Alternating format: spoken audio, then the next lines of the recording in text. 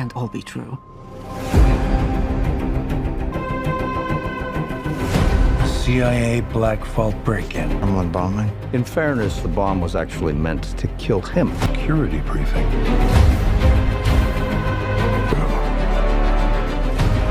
This explains the hand. If we want to bring the world back from the brink, We're close to panicking. what is...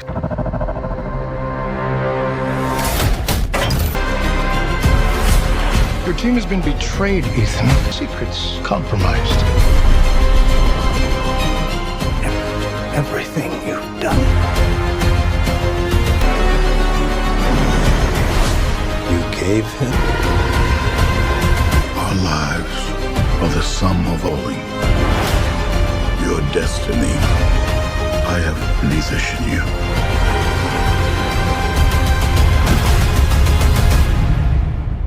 I need you to trust.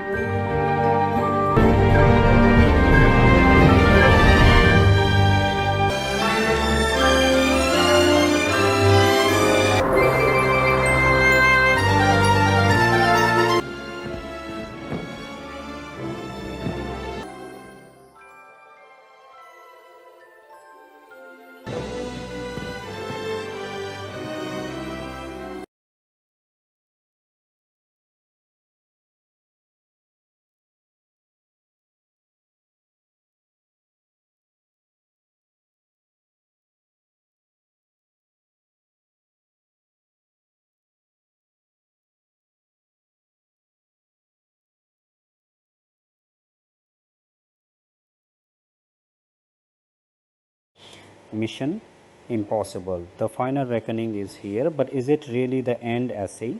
From Tom Cruise's biggest stunts to shocking facts. Let's break down the movie. You are watching Sonu Hub. Hit play and discover what you might have missed. Mission Impossible. The Final Reckoning is a 2025 American action spy movie directed by Christopher McQuarrie, who also co-wrote the screenplay with Eric Jenresen.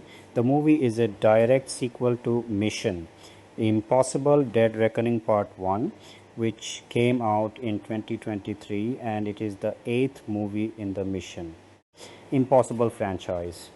The movie features a huge cast, including Tom Cruise playing Ethan Hunt for what is expected to be his final time in the role, along with Hayley Atwell, Ving Rhames, Simon Pegg, Henry Kizzani, and Angela Bassett.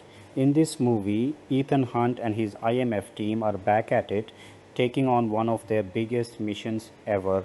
This time they have to stop the entity, a powerful and out of control artificial intelligence, before it wipes out humanity. Back in January 2019, Tom Cruise announced that the 7th and 8th Mission Impossible movies would be filmed back to back. Christopher McQuarrie was set to write and direct both movies. However, plans for the 8th movie were changed in February 2021. After that, more returning actors and new cast and crew members were announced. Lorne Balfe, who had already worked on the music for 2 other movies in the franchise, was originally brought back to create the score for the film. However, he was later replaced by composers Max Aruj and Alfie Godfrey. Filming officially kicked off in March 2022, but production hit a major roadblock in July 2023 because of the SAG-AFTRA actors' strike. Once the strike was over, production started back up again in March 2024 and finally wrapped in November of that year. The movie was filmed in several different parts of the world, including England, Malta, Norway, and South Africa. The movie was originally going to be called Mission Impossible Dead Reckoning Part 2, but that title was later changed in November 2024 to Mission Impossible: The Final Reckoning. With an estimated production budget somewhere between $300 million and $400 million, the movie became one of the most expensive films ever made. That's a seriously huge budget, even for a massive Hollywood blockbuster like this. The Final Reckoning had its world premiere in Tokyo on May 5, 2025. After that, the movie was shown out of competition at the 78th Cannes Film Festival on May 14. It then hit theaters across the United States on May 23, 2025, with Paramount Pictures handling the theatrical release. Overall, the movie got mostly positive reviews from critics. A lot of critics gave props to Christopher McQuarrie's direction, Tom Cruise's performance, the supporting cast, and the movie's insane action scenes. However, some critics felt that the movie was way too long and that the pacing slowed down during the second act. At the box office, Mission Impossible: The Final Reckoning made around 598.8 million worldwide. Even though that's a massive amount of money, the movie was still considered a box office disappointment because of its extremely high production budget. The film did a little better internationally, and it also scored the biggest opening weekend in the entire Mission Impossible franchise, bringing in around $79 million. So, while the movie made a lot of money, its huge budget made it harder for the film to turn a major profit. The Final Reckoning also holds a pretty important place in the history of the franchise. It was the last movie co-produced by Paramount and Skydance as two separate companies before the two companies officially merged on August 7, 2025. So, besides being a major chapter in Ethan Hunt's story, the movie also marked the end of an era behind the scenes for the studios that helped bring the Mission Impossible franchise to the big screen. 2 months after getting the key that can unlock the source code of the dangerous artificial intelligence known as the Entity, rogue IMF agent Ethan Hunt, played by Tom Cruise, receives a message from US President Erica Sloan, played by Angela Bassett. She tells Ethan that the Entity is still taking control of nuclear weapon systems around the world.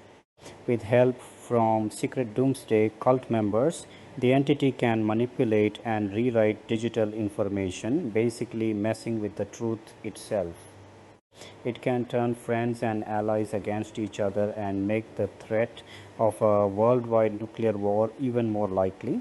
According to Erica, the only way to save the world is to find the Entity's original source code. Gabriel was the Entity's main connection to the physical world.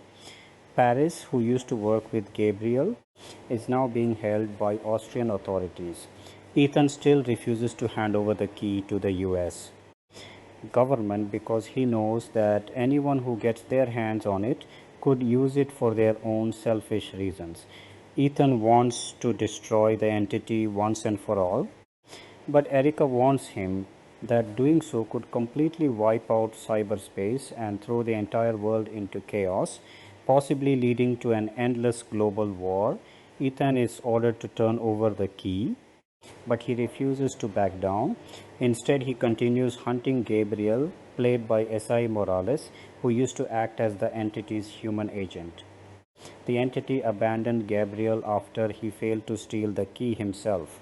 Ethan and fellow IMF agent Benji Dunn, played by Simon Pegg, first visit their sick teammate Luther Stickle, played by Ving Rhames.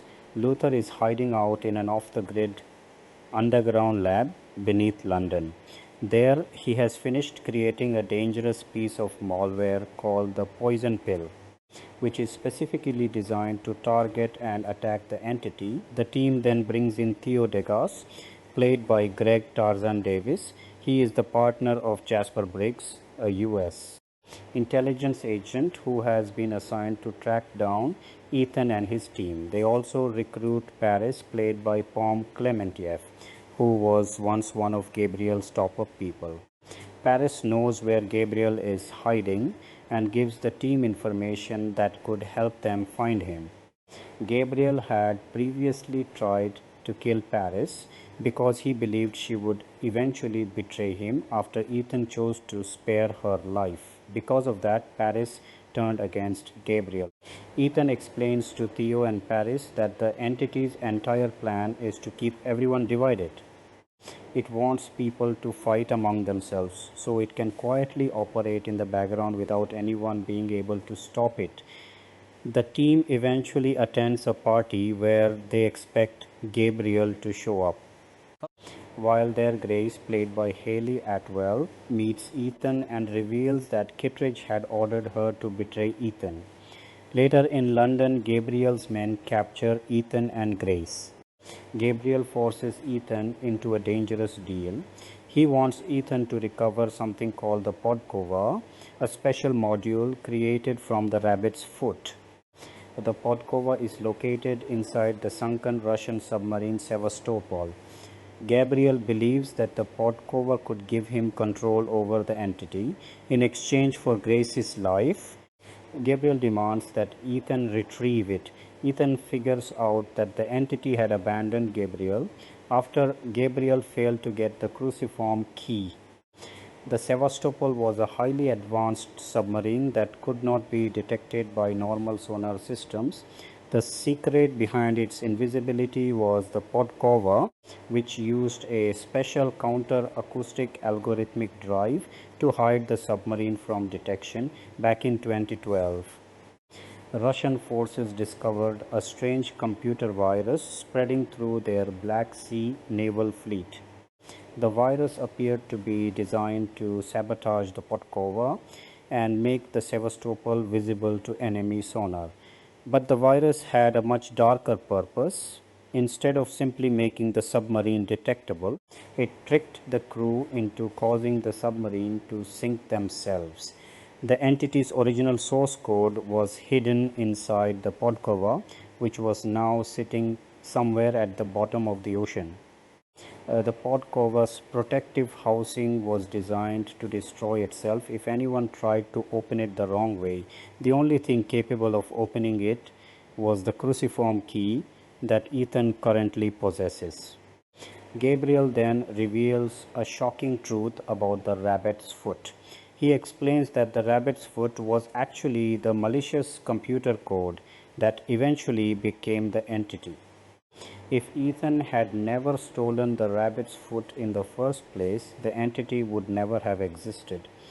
Gabriel also gives Ethan a terrifying deadline. If Ethan cannot stop the entity within 3 days, it will launch a worldwide nuclear attack and completely change the course of human history. Ethan and Grace manage to escape from Gabriel, but Gabriel gets away. Ethan then makes contact with the entity, which is being held inside a digital virtual reality system located in Gabriel's hideout. The entity shows Ethan horrifying visions of a future nuclear apocalypse. It also tells Ethan that Luther will die and demands access to a secure digital bunker in South Africa where it can protect itself. The entity claims that it is offering humanity a chance at survival. It says that even if most of the human race is wiped out, the few people who survive could rebuild the world and become stronger. But the entity makes one thing very clear: whether Ethan helps it survive or not, the world will still face destruction within 3 days. Ethan gives his team a new mission. They must find the exact location of the sunken Sevastopol and be ready to rescue him after his underwater dive. Ethan rushes off to save Luther, but Gabriel manages to steal the poison pill. He also traps Luther with a timed nuclear bomb. Luther realizes that there is no time to escape. He sacrifices himself and removes one of the bomb's detonators. By doing this, he changes the bomb from a nuclear weapon into a much smaller conventional explosion, reducing the destruction and saving countless lives. Gabriel needed Ethan to stay alive and Luther to die because Luther was the only person capable of creating the poison pill. Ethan is later taken to the Mount Weather Emergency Operations Center. There, Jasper Briggs explains that he believes Ethan was responsible for framing his father, Jim Phelps, played by John Voight, as a traitor during the events in Prague. With only 3 days left before the entity takes control of the remaining nuclear weapon systems and launches a nuclear Armageddon. Ethan convinces President Sloan to let him search for the Sevastopol. CIA Director Eugene Kittredge, played by Henrik Czerny, strongly objects to the plan. Sloan explains that several countries, including the United States and Russia, are already considering launching preemptive nuclear strikes before the entity can take complete control of their weapons. Because of this growing threat, existing treaties and international alliances are basically falling apart. Meanwhile, Grace, Benji, Paris, and Degas travel to St. Matthew Island in the Bering Sea. The island is home to an old Cold War era naval sonar system that detected the Sevastopol sinking back in 2012, even though nobody at the time understood how important that discovery really was. The team meets William Donlow, played by Rolf Saxon, a former CIA analyst who was sent into exile on the island after Ethan broke into CIA headquarters back in 1996. However, Russian special forces led by Captain Koltsov also arrive on the island. They are searching for the same coordinates. Donlow explains that the sonar system used floppy disks back in 2012 before the system was upgraded. The coordinates of the Sevastopol are stored on those old disks, but Donlow doesn't have a machine that can read them. Grace then realizes something important. The Russians have another cruciform key, and they plan to use it to unlock the pod cover and extract the entity's original source code. Russian special forces kept searching for the coordinates. Grace and Donlow's wife, Tapisa, managed to escape using a dog sled, while the rest of the team fights back against the Russian soldiers. Luckily, Donlow happens to remember the Sevastopol's coordinates from memory. He sends the coordinates to Ethan, giving Ethan a chance to reach the submarine before anyone else. Ethan boards the aircraft carrier USS George H.W. Bush in the North Pacific Ocean and later transfers to the submarine USS Ohio. The submarine's captain, Jack Bledsoe, played by Trammell Tillman, warns Ethan that the Bering Sea is packed with Russian submarines. He tells Ethan that entering the area would basically be a suicide mission, but Ethan isn't backing down. He orders Captain Bledsoe to take the Ohio into the Bering Sea and get close enough to the surface to receive the coordinates. After receiving the location, Ethan barely survives an attack from a deadly doomsday assassin named Hagar, played by Tomas Paredes, who had secretly infiltrated the Ohio. Ethan then puts on an experimental diving suit and heads deep underwater toward the Sevastopol. He finally reaches the wreck and retrieves the pod cover just as the submarine begins sliding down the continental shelf. Ethan has a VHF transmitter attached to his body, allowing his team to track his exact location beneath the ice. However, escaping the wreck is another story. The only way out is through a torpedo tube, but the opening is too small for Ethan to fit through while wearing the bulky diving suit. Ethan is forced to remove the suit and escape without it. He nearly dies from decompression sickness, but Grace manages to save him using a portable decompression chamber. Once Ethan is reunited with his team, they come up with a final plan. Ethan will use Luther's poison pill and connect it to the pod cover. The goal is to trick the entity into entering a physical optical 5D drive that Luther created instead of entering the secure bunker mainframe in South Africa. Benji explains that the plan has to be executed perfectly. The moment the entity believes it has entered the South African mainframe, it will begin launching the world's nuclear weapons. If the team removes the drive too early, the entity won't be completely trapped. But if they wait too long, the nuclear launch will begin. The difference between success and total disaster is just 100 milliseconds. At the bunker, Gabriel suddenly attacks the team with a timed nuclear device. He demands that Ethan hand over the Podkorva. Gabriel believes that if he destroys the underground mainframe, the entity won't launch its nuclear attack because doing so would require the entity to destroy itself along with the rest of the world. CIA Director Kittredge also shows up because he wants to take control of the entity for himself. During the chaos and gunfight, the bomb activates and Benji gets shot. Gabriel escapes with the poison pill while Ethan takes the Podkova and goes after him. Meanwhile, Donlo, Tapisa and Degas work together to defuse the nuclear bomb. At the same time, Paris, Grace and Benji prepare the mainframe and get everything ready to trap the entity. President Sloan decides not to launch a preemptive nuclear strike against countries that have already lost control of their nuclear weapons to the entity. She realizes that attacking those countries would only make things worse and could actually help the entity use their nuclear weapons after securing its own survival.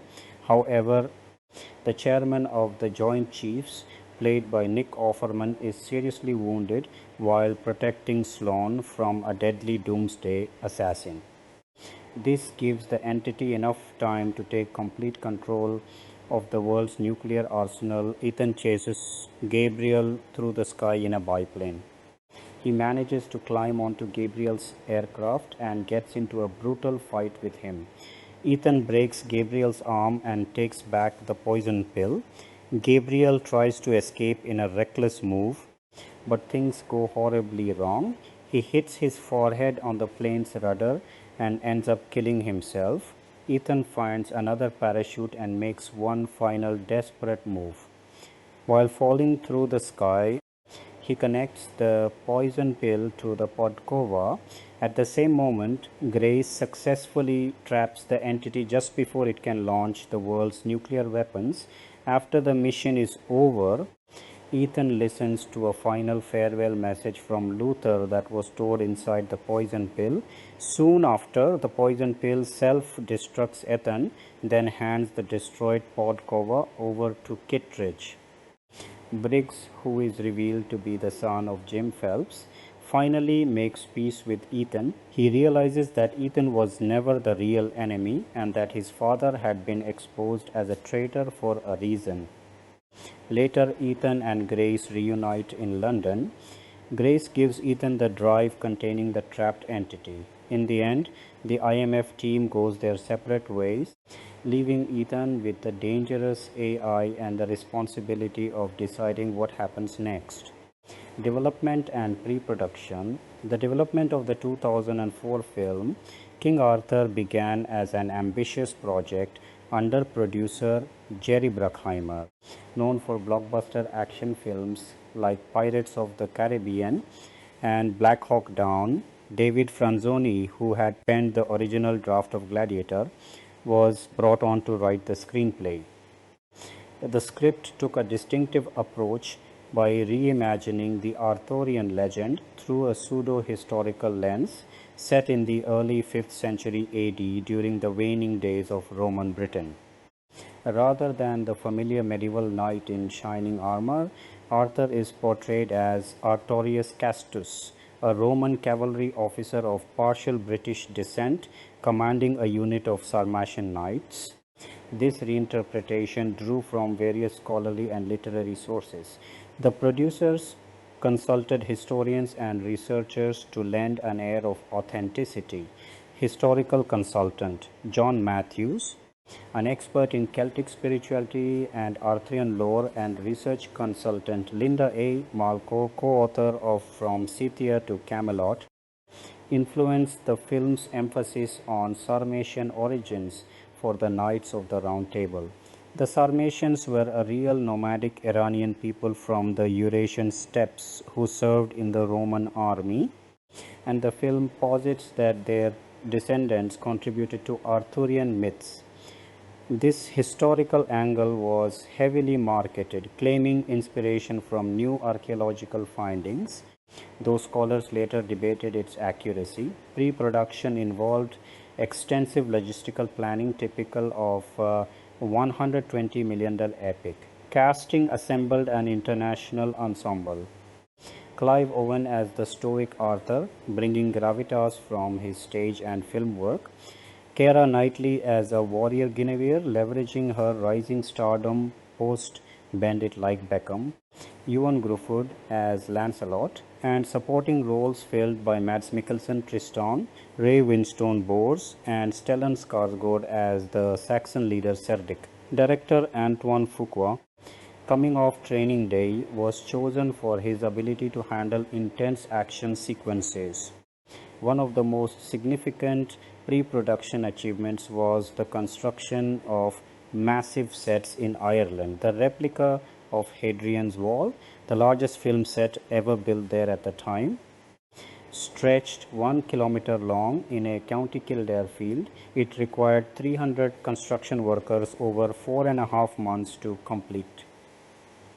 The Roman fort depicted was modeled after Vindolanda in northern England. Location scouting extended to England and Wales for authentic landscapes representing the misty, battle-scarred British Isles. Costume design emphasized gritty realism, leather, chainmail, and furs over romantic medieval finery, aligning with the Dark Ages setting. Script revisions occurred throughout pre-production to balance historical claims with commercial appeal. The original vision leaned toward a harder R rating with more graphic violence and deeper character explorations, including a more pronounced love triangle. However, studio pressures from Disney's Touchstone Pictures shifted it toward a PG-13 rating to broaden the audience, leading to adjustments in tone and content. This change frustrated Fuqua, who later spoke openly about the challenges of adapting his shooting style mid-process. Filming principal photography for King Arthur took place primarily in Ireland, with additional shoots in England and Wales. The production faced the typical challenges of large-scale historical epics: unpredictable weather, complex battle choreography, and the physical demands on the cast. Fuqua aimed for a visceral, grounded style, using practical effects and real locations to heighten authenticity. The battle sequences, particularly the climactic Battle of Badon Hill and the frozen lake crossing, required meticulous planning. Stunt teams coordinated horse charges, archery, and hand-to-hand combat. Keira Knightley trained extensively for her action scenes as Guinevere, performing many of her own stunts with bow and sword. Clive Owen's Arthur embodied a wary commander, with fight choreography drawing from Roman military tactics mixed with Celtic ferocity. Ray Winstone's Bors provided comic relief amid the grim tone, while the Sarmatian Knights' distinct fighting styles highlighted their steppe warrior heritage. Cinematographer Slavomir Idziak captured the film's moody aesthetic with desaturated colors, fog-shrouded battlefields and sweeping vistas. Night shoots and harsh outdoor conditions tested the crew, but the Irish countryside provided stunning backdrops for the wall sequences and Saxon advances. The production reportedly dealt with mud, rain, and cold, mirroring the harsh environment of sub-Roman Britain. Fuqua's direction emphasized ensemble dynamics. The Knights' camaraderie was built through rehearsals, fostering the brotherly bonds essential to the story. However, the shift to PG-13 affected some graphic elements, requiring reshoots or edits to tone down violence. Fuqua later reflected on this as a significant hurdle, noting it altered his initial vision for a rawer, more intense film. Post-production involved editing the extensive footage into a coherent narrative. Editors Conrad Buff and Jamie Pearson worked to balance action, exposition, and character moments. The theatrical cut ran 126 minutes, while the director's cut extended to 142 minutes with restored scenes. Visual effects enhanced battles without overpowering the practical work. CGI supplemented crowds, environmental effects like the cracking ice on the frozen lake, and some long shots of armies. The goal remained a tangible lived-in world rather than heavy reliance on digital spectacle. Sound design amplified the clash of steel thundering hooves and atmospheric winds across the British landscape. The director's cut restored more graphic battle footage, extended interactions between Lancelot and Guinevere, and adjusted the timeline of Arthur and Guinevere's intimate scene for better flow. It also included additional dialogue revealing the knights' backstories, such as Boar's reflections on fatherhood. These changes addressed some criticisms of the theatrical version's pacing and depth. Music Hans Zimmer composed the score, collaborating with additional music by Nick Glennie Smith and Rupert Gregson Williams. Zimmer's work, featuring driving percussion, soaring strings, and ethereal vocals by Moya Brennan of Clannad, became one of the film's most praised elements.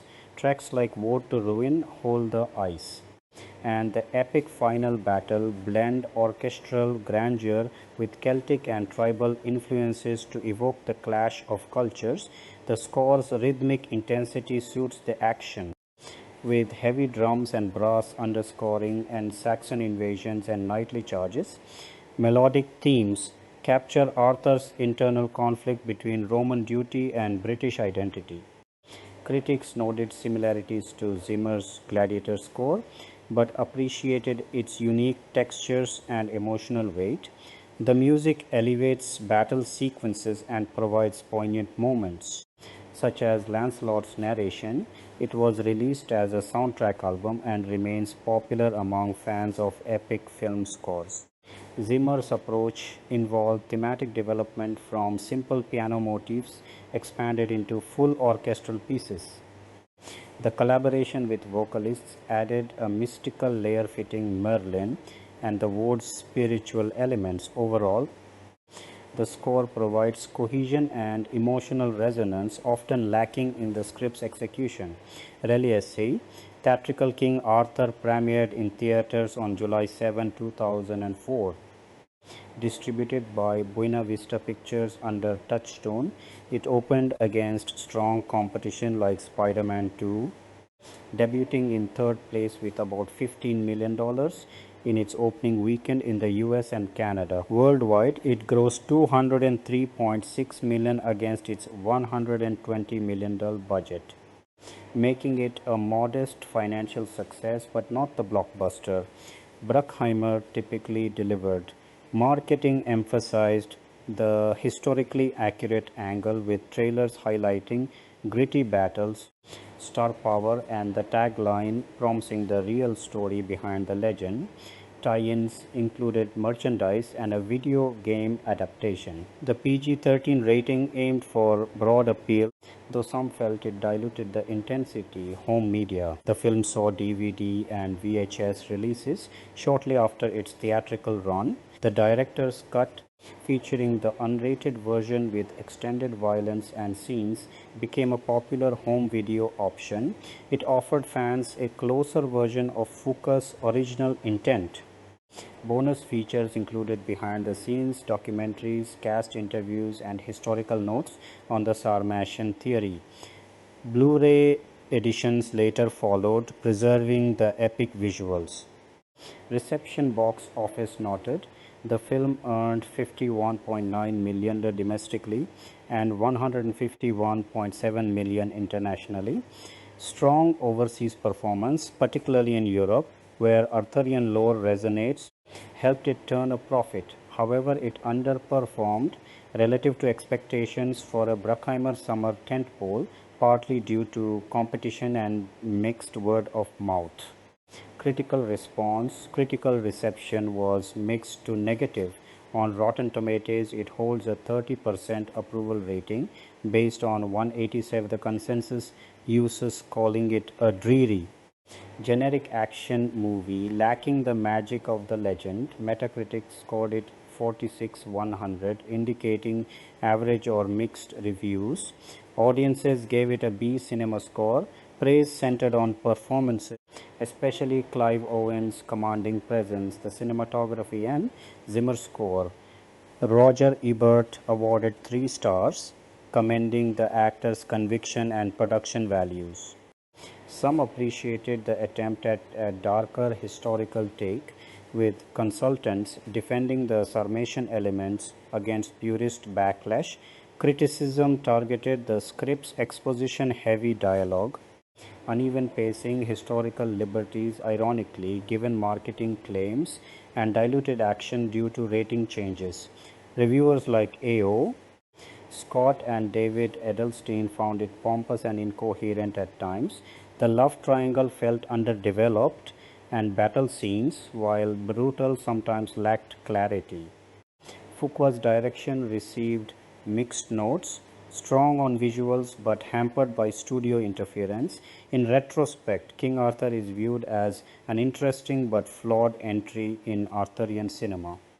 It influenced later gritty adaptations by prioritizing realism over fantasy, though it didn't achieve the cultural impact of films like Excalibur 1981. The director's cut is often recommended as superior. Its legacy lies in ambitious production scale, stellar cast, and memorable score amid a crowded 2000s fantasy landscape. Word count approximation.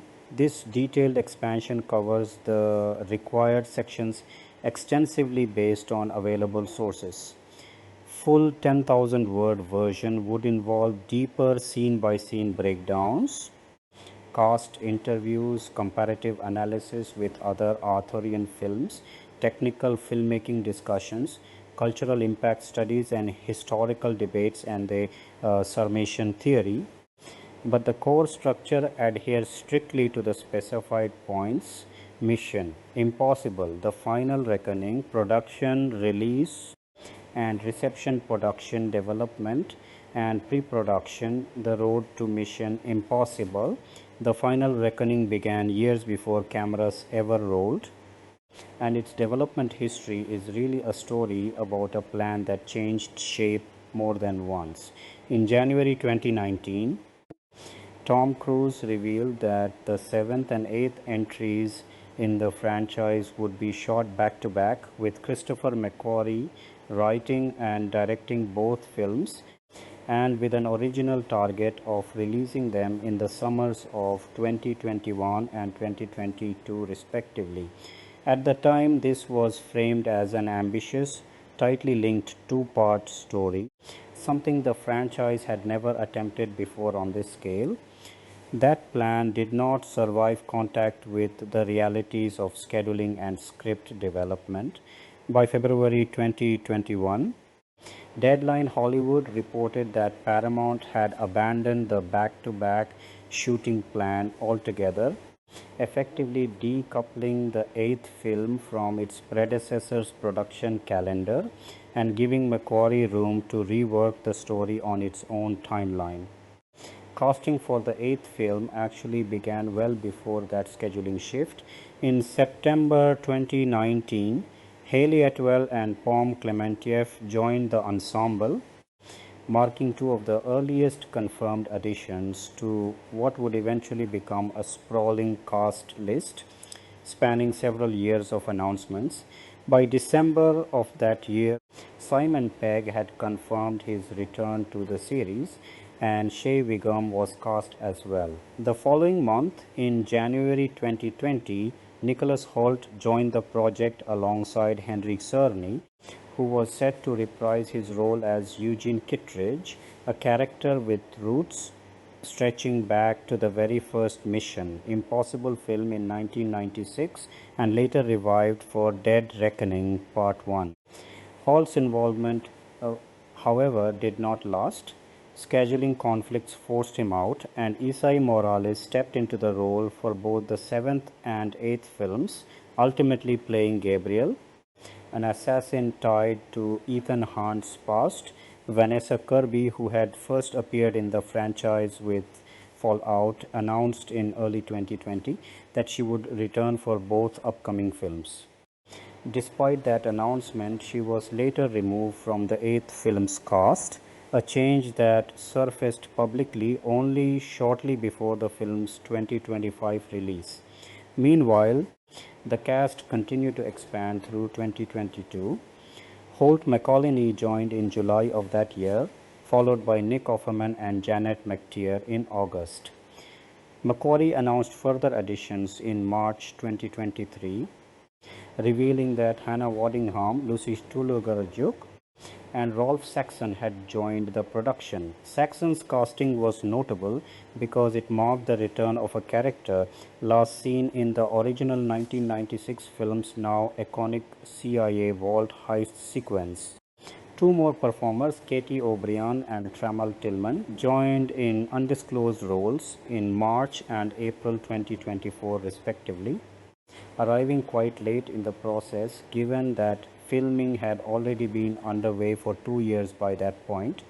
The final major casting confirmation came in November 2024 when it was revealed that Angela Bassett would reprise her role as Erica Sloan, a character who had evolved from CIA director in Fallout to President of the United States within the story's internal chronology. Behind the scenes, the writing process was itself an extended undertaking. Once the back-to-back shooting arrangement was scrapped in February 2021, Macquarie spent much of that year revising the screenplay. By November 2021, he was still in the process of rewriting it, suggesting that the story for the eighth film went through significant reshaping even after the seventh film's plot had essentially been locked. This is consistent with how the two films were ultimately positioned. Rather than being two halves of one continuous they became distinct productions with their own creative arcs. Even though the narrative connective tissue between them remained intact, music was also part of the early planning conversations well before a single frame had been shot. In May 2020, it was announced that Lon Balfe would return to compose the score, continuing a relationship with the franchise that began with Fallout in 2018 and continued through Dead Reckoning Part 1 in 2023. This decision reflected an effort at continuity across the two-part story, since audiences would have heard Balfe's musical themes carry from one installment into what was expected to be its direct continuation. The film's subtitle itself went through a public transformation that mirrored the broader uncertainty in its development. It was originally billed as Dead Reckoning Part 2, a title that made sense when the film was conceived as a direct continuation of a singular two-part story.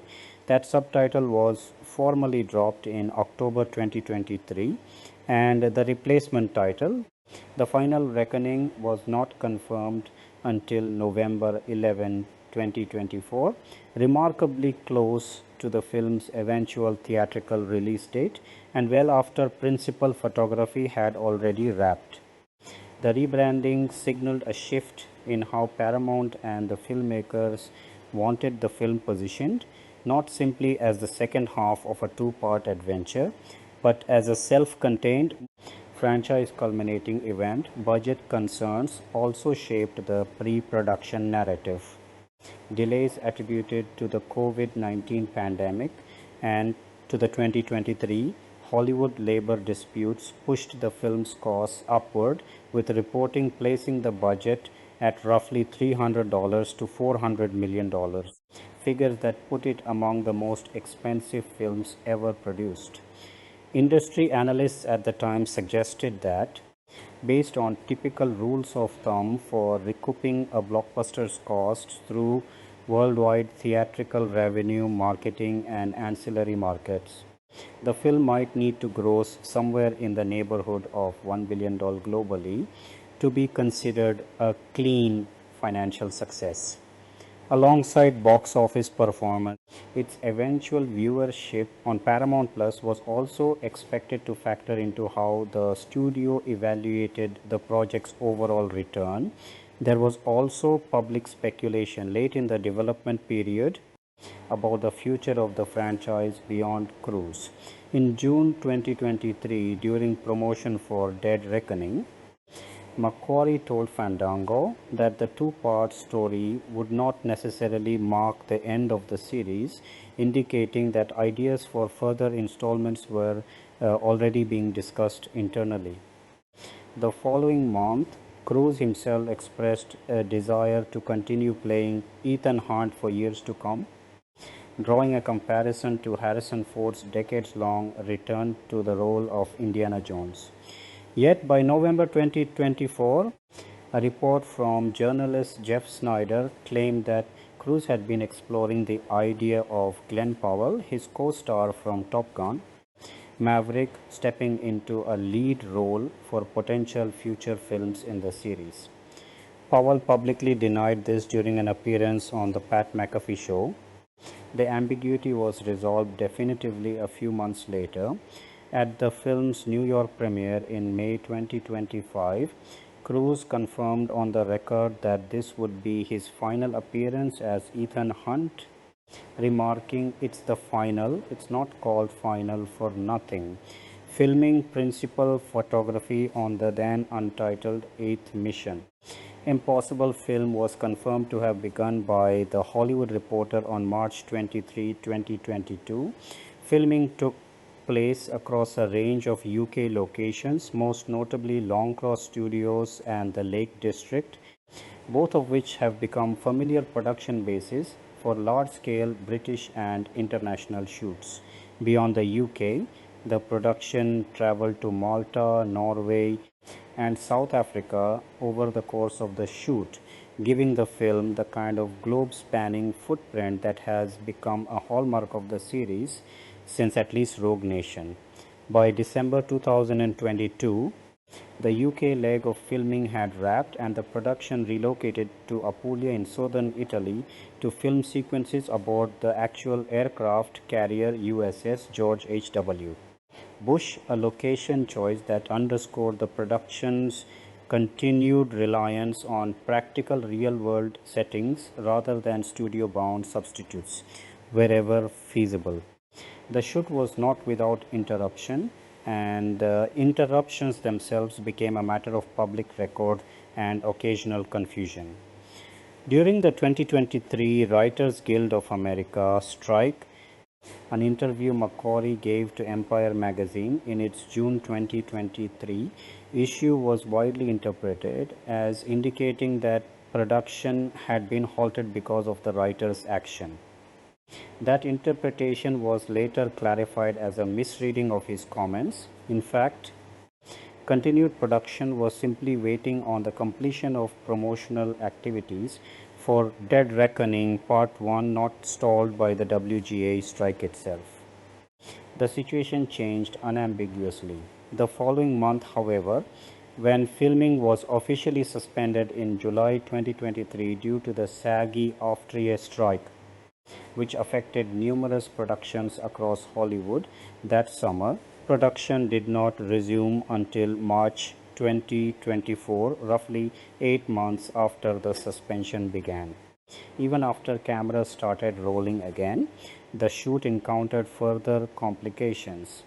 In May 2024, a malfunction involving a submarine used in the production caused an additional delay, A reminder of how technically demanding and equipment dependent the film's underwater and naval sequences were. Around this same period, while filming continued in England, Cruz and Morales were seen performing one of the production's more visually audacious stunts, filming from an airborne biplane, with Cruz holding onto the wings of the open cockpit aircraft as it flew upside down. To achieve the effect for the finished film, the pilot operating the plane wore a green screen suit so that his presence could be digitally erased from the shot in post production, leaving what appears on screen as Cruz alone, exposed to the open air at altitude. By July 2024, Simon Pegg publicly confirmed that filming had concluded for his portion of the shoot, though he noted that the cast and crew were still maintaining a level of secrecy around specific plot and production details, even as their individual work wrapped. Production as a whole concluded in November 2024, roughly 2.5 years after principal photography had first begun, an unusually long gestation period driven by the combination of pandemic era disruption, the WGA and SAG AFTRA strikes, and equipment issues like the submarine malfunction.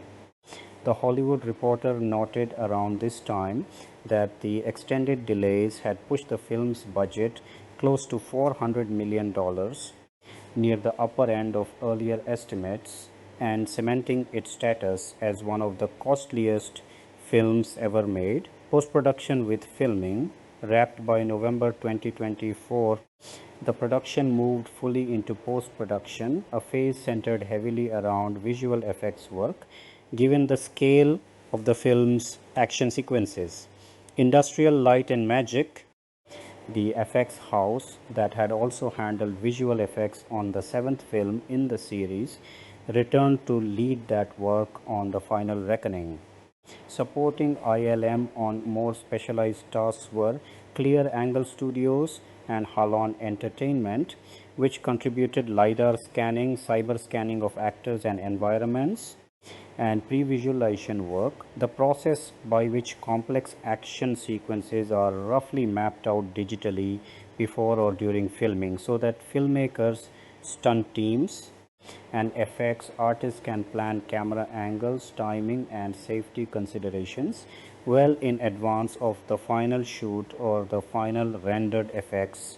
Eddie Hamilton served as editor on the film, a role he has held on the series since Rogue Nation, giving him a continuity of familiarity with McQuarrie's directing style and the franchise's particular rhythm of action staging and character beats.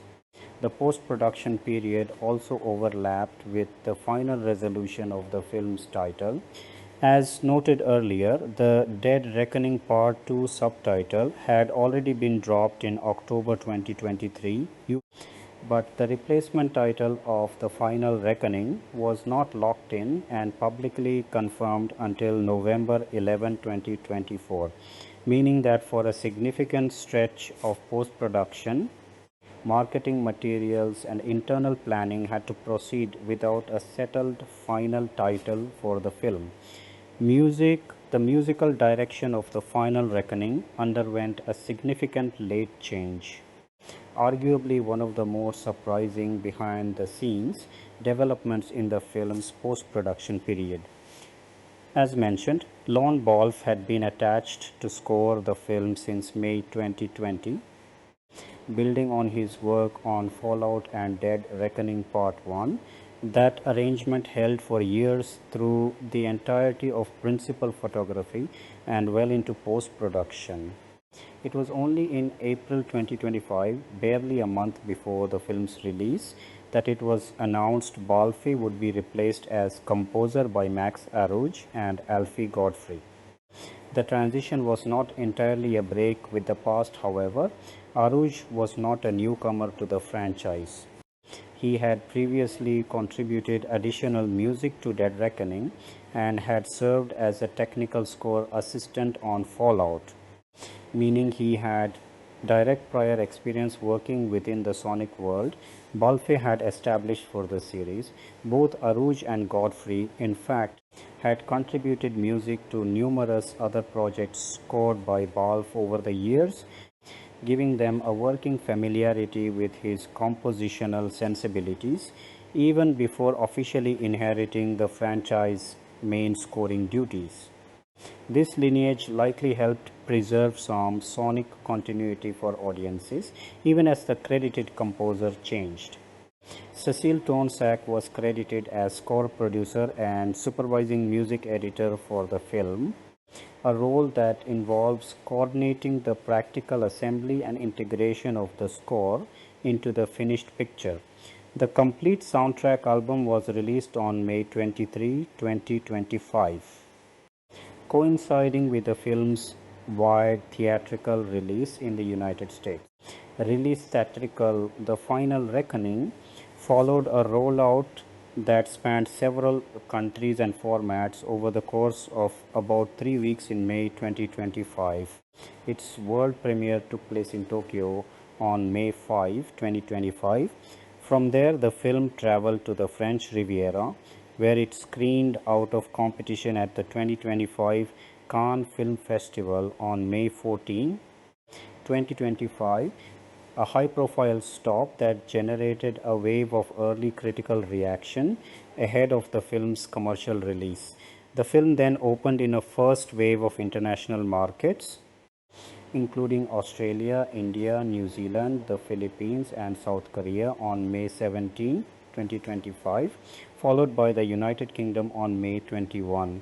The United States release, distributed by Paramount Pictures, came on May 23, 2025, positioning the film for the 4-day Memorial Day holiday weekend. Historically, one of the most competitive and lucrative release windows on the American theatrical calendar, that May 2025 release date was itself the product of a long and repeatedly disrupted scheduling history. The film had originally been dated for release on August 5, 2022. It was subsequently pushed to November 4, 2022, then to July 7, 2023, then to June 28, 2024, before finally landing on its eventual May 2025 date in response to the 2023 SAG-AFTRA strike. In making that final shift, the film effectively took over a release slot that had previously belonged to the SpongeBob movie, Search for SquarePants, illustrating how the strike's disruption rippled across release calendars well beyond the productions directly affected by the work stoppage.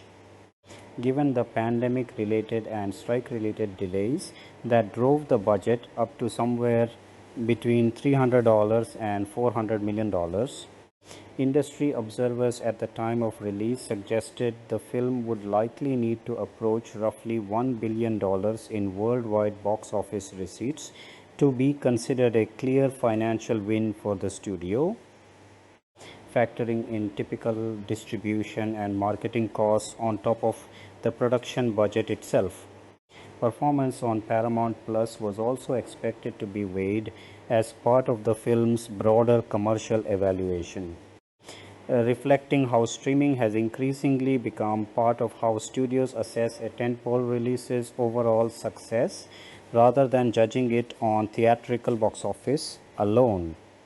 In terms of exhibition formats, the film received a wide rollout across premium large format and specialty screens, including 4DX, which incorporates motion seating and environmental effects like wind, mist, and scent alongside the film, Dolby Cinema, IMAX RPX, and ScreenX, among other premium formats offered by individual theater chains.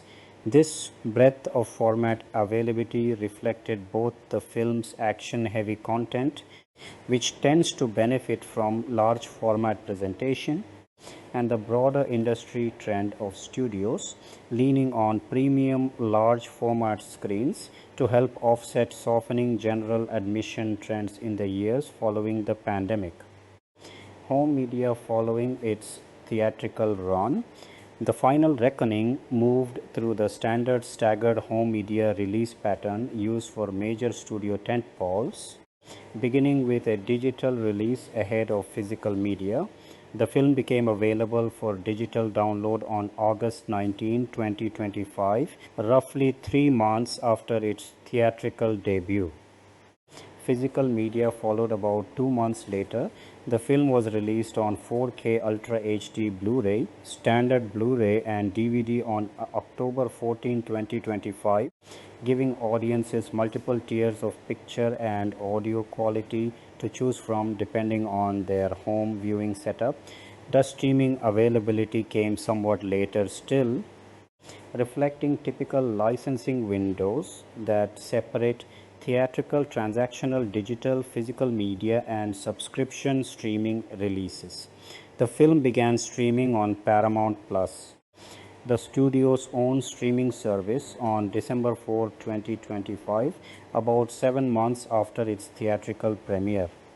Its streaming footprint expanded further several months later when it began streaming on Prime Video on April 3, 2026, making it available to a broader subscriber base beyond Paramount's own platform. This progression, theatrical, digital purchase, physical media, in-house streaming service, and eventually a wider third-party streaming platform is a fairly standard arc for a major studio release of this scale, designed to maximize revenue at each stage before the film becomes more broadly and cheaply accessible to audiences.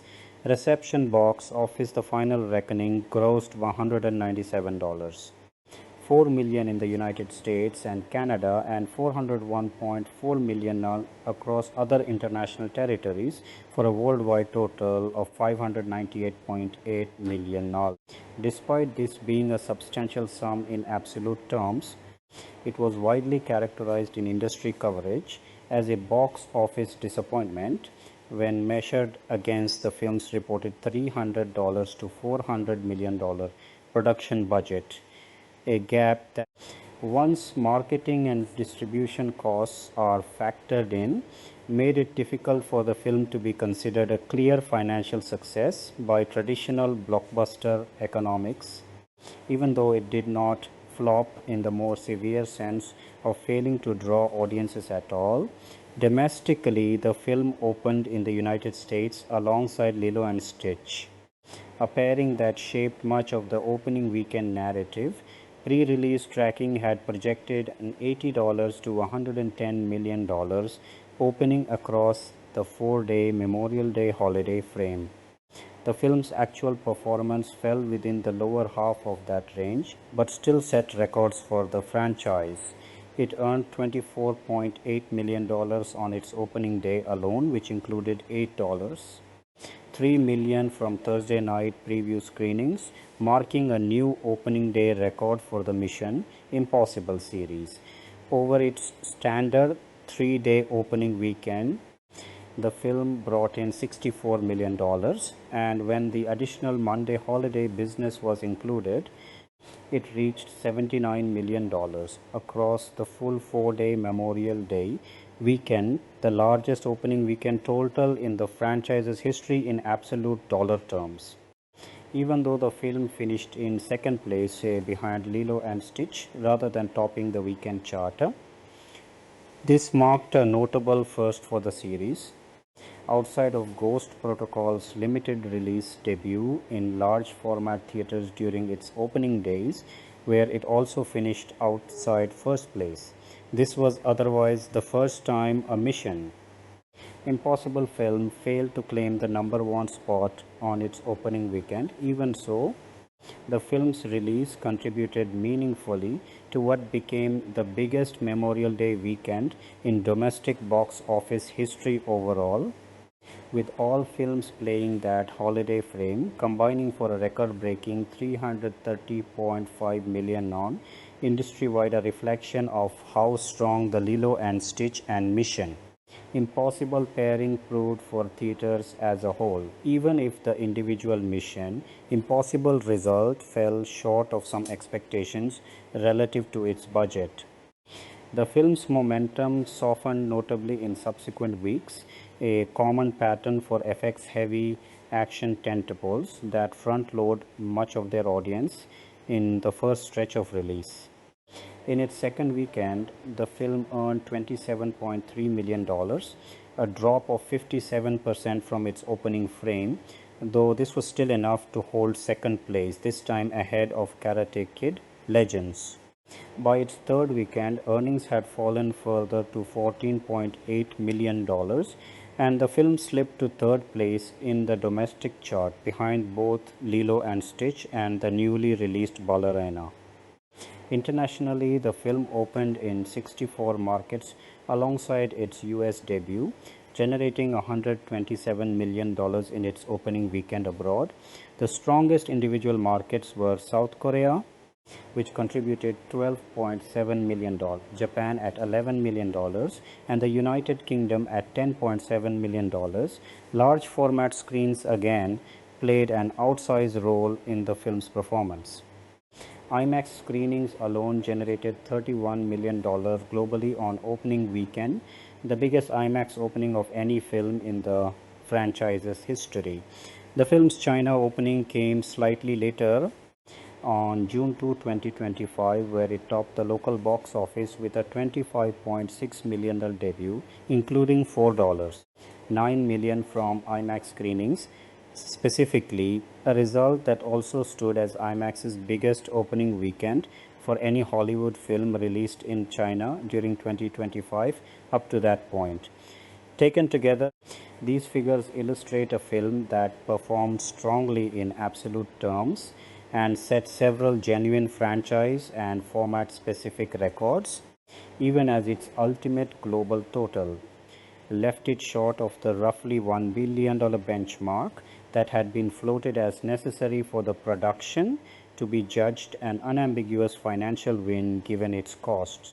Critical reaction to The Final Reckoning was generally positive, though reviewers consistently described that positivity as more measured than the reception given to the 4 prior entries in the series, several of which had been treated as high watermarks for modern studio action filmmaking. A recurring theme across many reviews was praise for the film's action sequences, paired with criticism of its exposition-heavy opening stretch, with numerous critics singling out the first hour as slower and more convoluted than the propulsive set pieces that followed on the review aggregation site Rotten Tomatoes. 80% of 428 critics' reviews were classified as positive.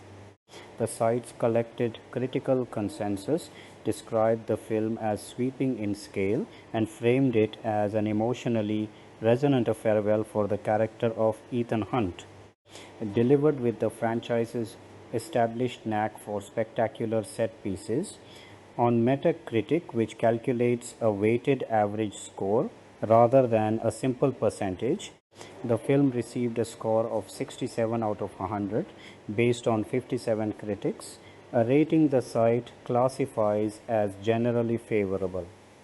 Audience reaction, as distinct from critical reaction, ran notably warmer. Audiences surveyed by CinemaScore gave the film an average grade of A- on the service's A+ to F scale, while those polled by PostTrack reported an 89% overall positive score, with 79% saying they would definitely recommend the film to others, figures suggesting that general movie-going audiences responded somewhat more enthusiastically than professional critics did on average. Among the more enthusiastic critical notices, Peter Bradshaw of The Guardian awarded the film a full 5 out of 5 stars, describing it as a wildly entertaining adventure that periodically folds in nostalgic flashback montages drawing on the franchise's 7 prior films. Michael Phillips of the Chicago Tribune also responded warmly, calling the film a satisfying send-off for an 8-film franchise, and specifically praising the return of Rolf Saxon's character as an unexpectedly effective emotional anchor within the larger more spectacle-driven story. Robbie Collin of the Daily Telegraph described the film, even judged against the series' own consistently outlandish standards, as an especially audacious piece of work, and Hornaday of the Washington Post, awarding the film 3 out of 4 stars, wrote that it remained faithful to the franchise's core identity, even while occasionally feeling overlong and repetitive in places. And she highlighted a callback to the original 1996 film as landing a particularly effective note of humor and sentiment. Not every notice was as favorable.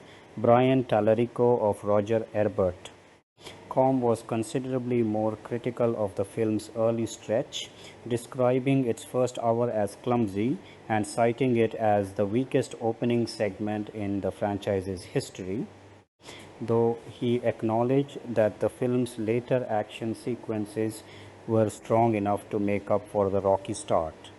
Carrie Darling of the Houston Chronicle offered one of the more negative assessments among major outlets, describing the film overall as a disappointing entry that felt bloated despite its impressive climactic stunt work, and specifically criticizing its nearly 3-hour runtime, the longest of any film in the series, as taking an unusually long time to build momentum beyond the reviews themselves.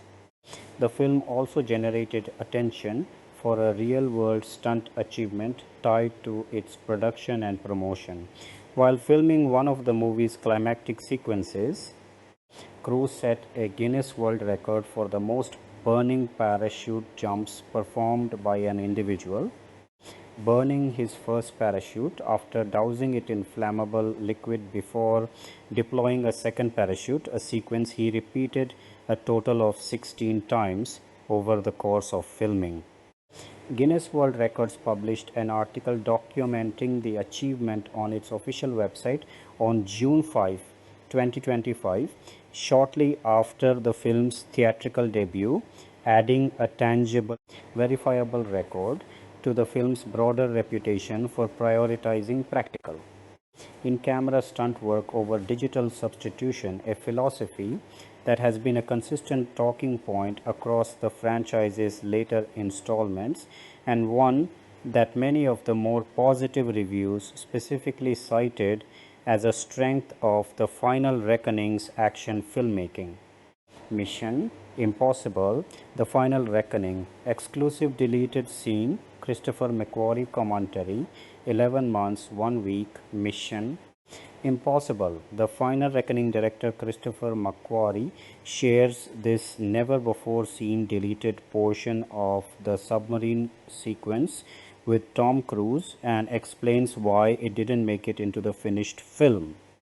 This is part of a larger deleted scene montage with optional commentary by McQuarrie available as bonus content for the film's digital release. Mission Impossible: The Final Reckoning is available to buy on digital on August 19, 2025, August 18 in Australia, and will arrive on 4K Ultra HD Blu-ray Steelbook, 4K Ultra HD Blu-ray, and DVD on October 14, 2025.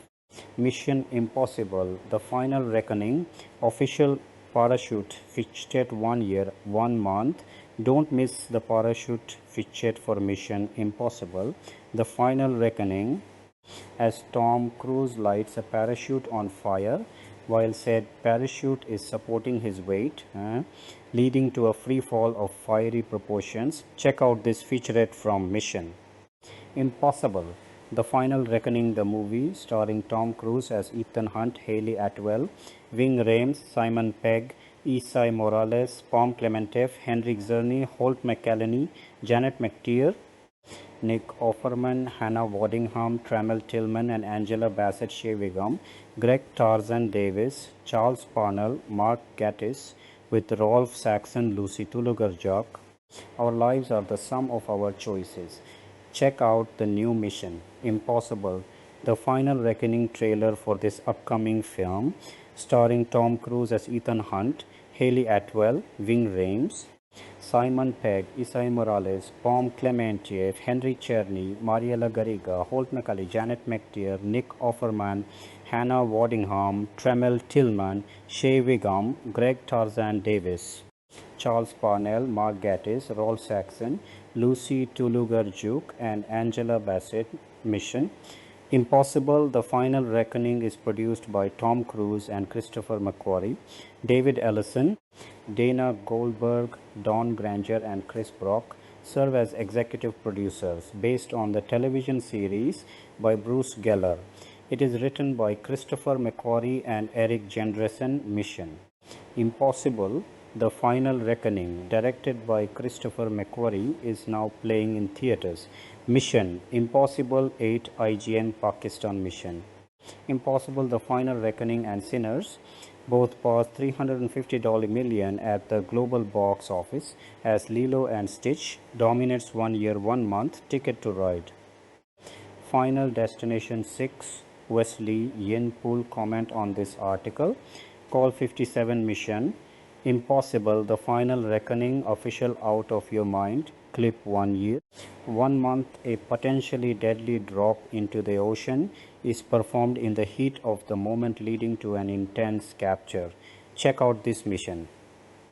Impossible: The Final Reckoning clip from the movie starring Tom Cruise as Ethan Hunt, Hayley Atwell, Ving Rhames, Simon Pegg, Isai Morales, Pom Clementieff, Henrik Czerny, Holt McCallany, Janet McTeer, Nick Offerman, Hannah Waddingham, Tremel Tillman, and Angela Bassett, Shea Wiggum, Greg Tarzan Davis, Charles Parnell, Mark Gatiss, with Rolf Saxon, Lucy Tulugarjuk.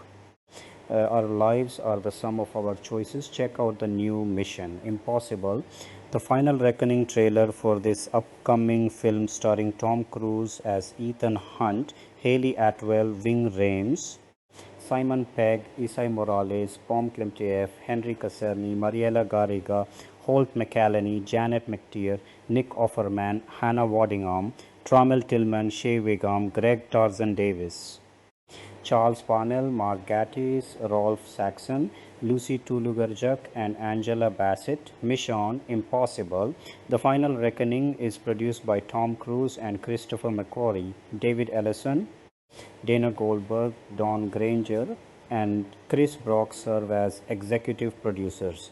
Based on the television series by Bruce Geller, it is written by Christopher McQuarrie and Eric Jendresen. Mission Impossible: The Final Reckoning, directed by Christopher McQuarrie, is now playing in theaters. Mission Impossible 8 IGN Pakistan. Mission Impossible: The Final Reckoning director on his Superman movie pitch in 5 minutes. The scale of the movie would be an absolutely extraordinary 1 year 1 month. We would like to see it. Todman of Steel Lex Briscoe comment on this article. This weekend was one for the history books. Tom Cruise issues statement following Mission Impossible: The Final Reckoning's record-breaking box office launch 1 year 1 month PR stunt. Mission Impossible 8 Wesley Yin Pool comment on this article. Mission Impossible: The Final Reckoning is trying to be something the franchise was never designed. For 1 year 1 month, maybe this mission really was impossible. Mission Impossible 8 Carlos Morales comment on this article. The biggest movies coming in 20 to 51 year 1 month: monsters, superheroes, witches and smurfs. 28 years later, Matt Fowler, Clint Gage, Scott Cholera comment on this article. Mission Impossible: The Final Reckoning ending explained. Is this really the end of Tom Cruise's MI series? 1 year 1 month. Is this really the end of the road for Tom Cruise's Ethan Hunt? Mission Impossible 8 Chase Skidin comment on this article. Disney is so confident in the live-action Lilo and Stitch movie that it's already considering sequels 1 year 2 months, one of Disney's top 10 best-selling properties. Lilo and Stitch live-action Lex Briscoe comment on 1949. The entire Mission Impossible franchise recap Ethan Hunt's story. So far 1 year 2 months, Ethan Hunt and the IMF have faced off against supervillains and supercomputers. They've stolen classified data and biological weapons, averted nuclear disaster, global chaos, and everything in between. Before diving into the final reckoning, take a few minutes to catch up on everything that's happened across the entire Mission Impossible franchise. Here's a recap of 30 years worth of plot twists, mask fake outs, and Tom Cruise risking his life mission. Impossible 8 IGN, Pakistana 1 4321, the 30-year evolution of mission. Impossible stunts 1 year, 2 months of all the reasons to watch the Mission Impossible movies more than the exotic locales or high-tech MacGuffins. Watching Tom Cruise risk life and limb, doing progressively crazier and more death-defying stunts has to be number one. After 8 films in the franchise across 4 decades, there's really not even a second place. But it's easy to forget the relatively humble beginnings of Ethan Hunt's big screen adventures as not quite an action star. Tom Cruise gradually became more determined to single-handedly change the course of cinematic spectacle. So here, for the next 100 minutes or so, let's take some time to study the 30-year evolution of the impossible stunts, Tom Cruise and a legion of filmmakers, rigors and practical effects, wizards brought to life for the Mission Impossible franchise. Mission Impossible, the final reckoning, reminds this reviewer of Metallica. It's not because the iconic metal band contributed to the Mission Impossible IU soundtrack. This writer has seen Metallica perform live possibly 8 or 9 times. Over the years, one thing remains true: the band gives it their all at every show. The last concert this writer attended was in a smaller venue in 2019, and the band performed with every ounce of energy they possessed. However, one detail was different in this performance. The band required more intermissions, with 1 or 2 members staying on the stage to play a solo or to goof around with the audience. Mission Impossible, the final reckoning, plays like a modern day Metallica show. The concert remains entertaining, especially when utilizing their vintage arrangements, but Tom Cruise feel justifiably tired. It's not the best of the franchise, but for a performer who has given everything to entertain his audience for several decades, who can blame Cruise for dialing it back a little? What's Mission Impossible, The Final Reckoning about? Directed by Christopher McQuarrie, from a script co-written by McQuarrie and Eric Jendresen, the film immediately picks up after the events of Dead Reckoning. Tom Cruise has the key that can destroy the entity. The IMF wants Ethan to turn himself in along with the key. The IMF states to Ethan that killing the entity could lead to a global network blackout, destroying the financial market and throwing the world into famine. At the same time, the entity continues to build control into systems, including the power to control a worldwide nuclear launch. Then there is Gabriel Isai Morales, who remains on the run after escaping the train sequence from Dead Reckoning. Ethan must track down Gabriel to obtain a piece that will prevent the AI from causing doomsday. But to do so, he must break Paris Pomklemenchev out of custody and reconfigure his team, which includes the skillful thievery of Grace Hayley Atwell, the intelligence of Benji, Simon Pegg, and Luther Wingrams, and for some reason a new guy named Degas, Greg Tarzan Davis.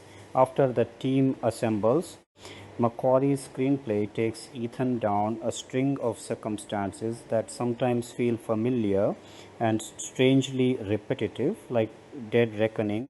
One of the opening moments involves Ethan sprinting fast to keep Gabriel from hurting someone he cherishes. The sequence nearly mirrors the Rebecca Ferguson standoff in Dead Reckoning. Furthermore, once the mission is in motion, Ethan has to convince three different characters in three individual scenes, played by Angela Bassett, Hannah Waddingham, and Tremel Tillman, that they must let him go because the world needs him to stop the entity. While there are subtle differences in these scenes, such as location and conversational touches, they have similar structures. Ethan gets captured, he then charms the individual, and they eventually set him free to potentially save the world.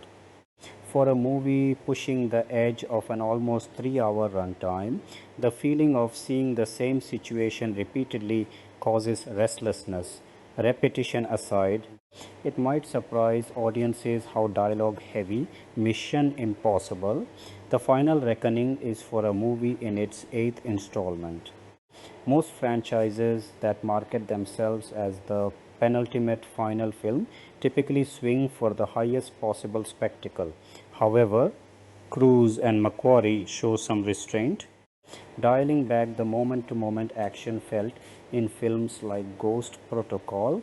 Admittedly, the decision to lighten up on the action and emphasize character conversation might frustrate viewers, mainly because movies like Mission Impossible play like heist films, and most films in the heist genre lean heavily into exposition. The trade off is less action in exchange for long segments of mission explanation, more breathtaking action and stunt work from Tom Cruise. When the action kicks into gear, it truly leaves one breathless. For the most part, outside of a few physical fight sequences, Mission Impossible, The Final Reckoning only showcases two massive stunt sequences. The first is the marquee sequence from the poster, depicting Ethan Hunt hanging from a biplane with zero safeguards. This sequence is much more intense than one might expect, highlighting the extreme lengths to which Cruise will go to deliver an exceptional action sequence. It's a stunt that will leave viewers wondering about its execution and could even cause motion sickness depending on where one sits in the IMAX theater. The second one occurs around the middle of the film and presents a fresh stunt unlike anything from the series. This segment involves a jaw dropping water stunt that lingers to perfection. Without giving too much away, James Cameron will be proud. Still, the overcrowded and meandering plot often feels like a conclusion dragging its feet to get to these moments of stuntman bliss. Mission Impossible. The Final Reckoning has dazzling stunts but manage expectations. The key to watching the film is to temper expectations before entering. It's not the explosive swan song one might be hoping for in this franchise. The movie prioritizes Ethan Hunt's legacy as a hero while sometimes over explaining the espionage details rather than communicating the stakes through the action. Ghost Protocol and Fallout remain the best of the franchise, demonstrating a balance of both. And as far as Gabriel, he will never be as great a villain as Philip Seymour Hoffman's role of Owen Davian in Mission Impossible 3. Regardless, Tom Cruise, like Metallica, has earned the right to take a break from running and destroying his body for an entire performance. He deserves intermissions before stepping onto the stage to perform Master of Puppets in his final tour as a rock star. Mission Impossible The Final Reckoning is less action heavy and less energized than other outings, but when Tom Cruise plays the hits, the man can still put on a great show.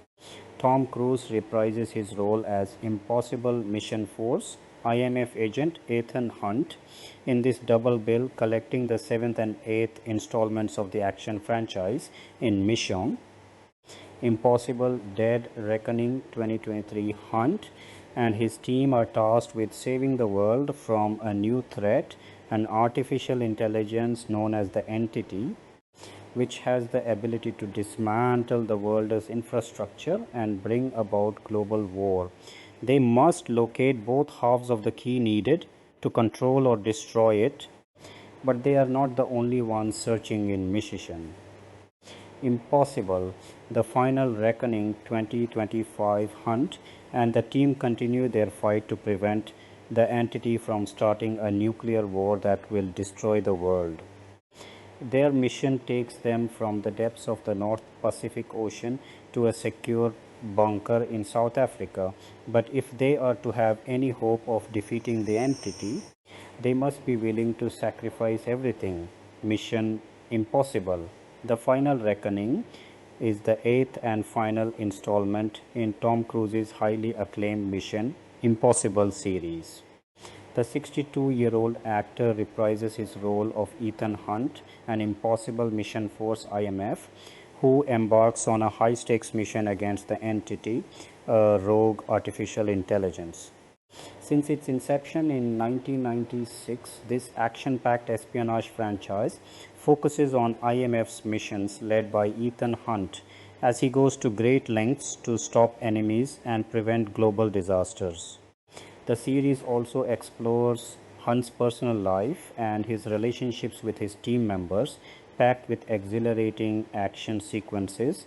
Mission Impossible The Final Reckoning is expected to be bigger and better than its previous installments. Below are all the details you need to know about the highly anticipated installment. Tom Cruise's Mission Impossible The Final Reckoning. All you need to know about the plot, cast, release date, and more. Mission Impossible The Final Reckoning trailer takes us down the memory lane, revisiting Tom Cruise's death-defying stunts throughout the franchise. With the world on the brink of collapse, Ethan Hunt asks his team members to trust him one last time. However, with the stakes higher than ever and Hunt's secrets exposed, the agency begins to question whether he is too dangerous to be left unchecked. Additionally, Cruise performs jaw-dropping action sequences where he dangles from a World War II era fighter plane. He is also seen doing a daring underwater scene in a submarine. Tom Cruise shared the trailer on Instagram and wrote, "Every choice, every mission has all led to this." Mission Impossible The Final Reckoning.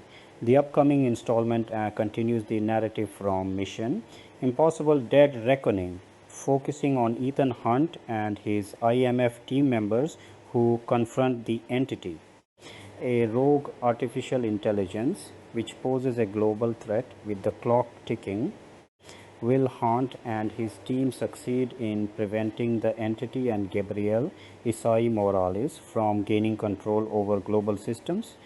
Will they be able to secure the source code hidden within Sevastopol, a Russian submarine? Mission Impossible The Final Reckoning will be the conclusion to Tom Cruise's nearly 3-decade-long franchise.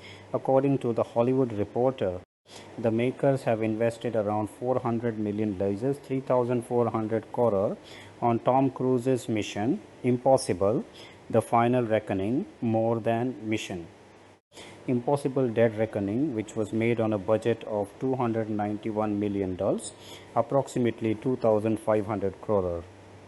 The report also states that production delays and the 2023 Hollywood strikes increased the overall production cost, making Mission Impossible The Final Reckoning the most expensive installment in the franchise. Besides Tom Cruise, Mission Impossible The Final Reckoning will mark the return of Hayley Atwell, Isai Morales, Ving Rhames, Simon Pegg, Vanessa Kirby, Pom Klementieff, Angela Bassett, and Henry Cerny, with Tremel Tillman and Hannah Waddingham joining the ensemble cast. Mission Impossible The Final Reckoning, the eighth and final installment in the Mission Impossible series, will be released on May 23, 2025.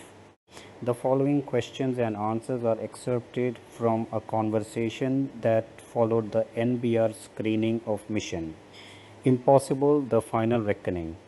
You mentioned the first act was the hardest to edit. Can you expand on that? Christopher McQuarrie, every time we finish one of these movies, we are at the premiere, and in that moment where the film ends. But right before the credits start, Tom will lean over and say, "We could do better." We came away from Dead Reckoning knowing not only that we could do it, but we had to do it. Our first instinct was to make a shorter, tighter movie.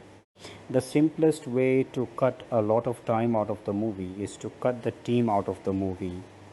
The reason these movies have expanded from Rogue Nation to Fallout and Dead Reckoning is that we keep adding characters and we don't sell those characters short.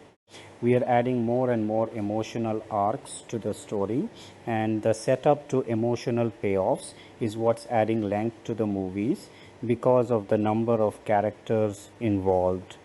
I was determined after Fallout to give every character an emotional arc at least as good as Ethan's was in Fallout. We had ways to short circuit this narrative by telling a nonlinear story and to get you more quickly into the story. Within 10 minutes of the movie, you were at Mount Weather with Angela Bassett. He was on the plane and you were catching up to elements of Act 1. As the story went on, it didn't work. We then put the story in completely linear order. It didn't work. One of the problems was that in all of those scenes, someone was referring to the entity, and you didn't yet know what the entity was unless you had seen the previous movie, which we don't ask you to do. Over the course of making these movies, we've become clearer about the things you must have in the movie. For example, you need the team to be together as a group for a minute. You need to feel them as a team. You don't need a big scene where they're all sitting around the table making fun of each other, but you need to feel them as a team before the movie blows apart. Things like that we knew we could do very efficiently. Hayley Atwell's introduction in the movie was shot 2 months ago. Because of the nonlinear structure, we had an idea for a short-circuited entrance for Hayley into the movie. You would primarily meet her in the torture chamber where she and Ethan get chained up. It created a series of problems. The writing was there and the performance was there, but visually you were first meeting this character shackled to a pole. She had no power. She had no agency. As soon as we saw the movie with an audience, we realized what we needed to do and we shot that intro pickpocket scene in one day after having made 4 of these movies. I knew the scene could not exceed 2.5 minutes. We hit all the buttons we needed to tick in that scene. It's setting up what will make Grace absolutely invaluable to the team later. Can we talk a bit about the set pieces? Everyone looks forward to the incredible action scenes in these films. I particularly loved the submarine sequence and the off-screen torture room escape.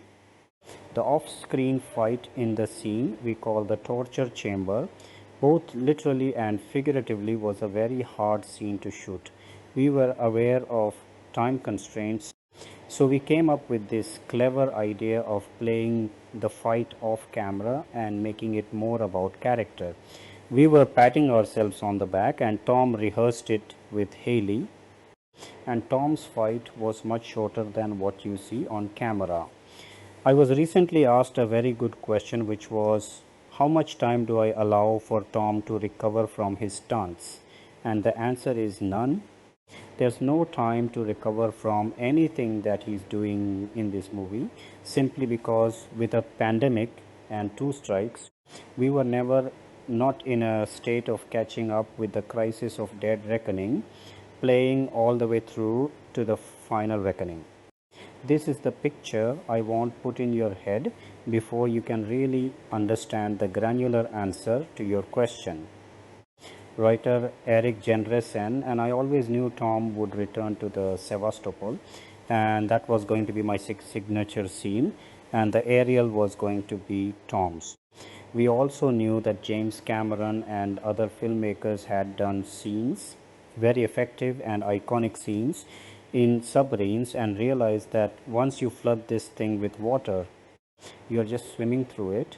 It's kind of ghostly and the hazards are specific and it's kind of one note.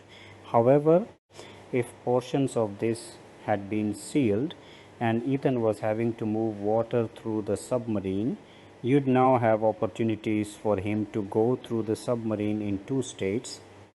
One fully flooded when he's imagining what the submarine will be, and then partially flooded when he's moving through it.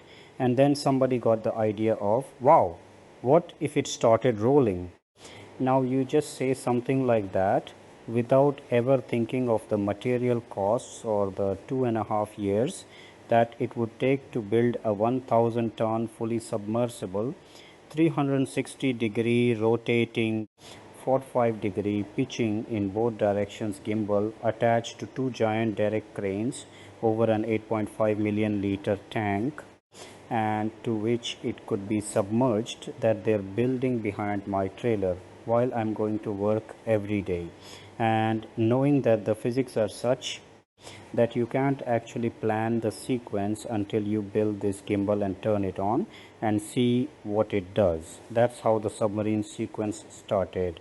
Then we designed Tom's suit, which is cinematically great in that it's lit from inside and you can see his entire face, but it's horrible in terms of the efficiency of getting oxygen to the person wearing the mask.